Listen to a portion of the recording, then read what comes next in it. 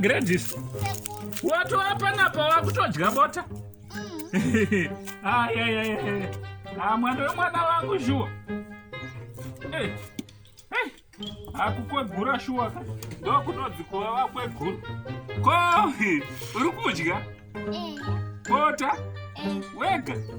Ko chindipawo kabota katingodya utise kamwana wangu.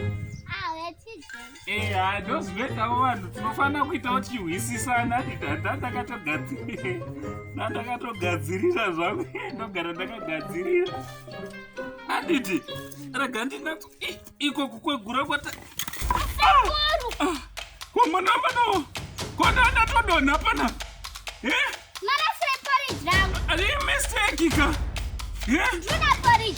ndori wanepi manje mwana wangu manje porijira ndatisori kamwana wemwana wangu manje ndokubikira karimwe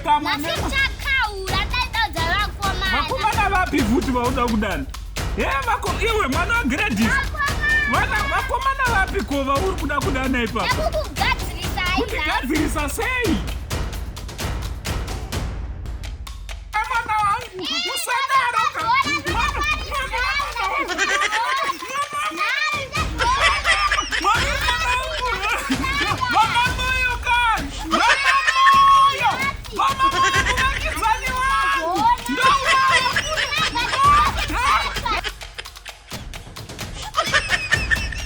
Mapamani bawo Gaiza bamoza changamire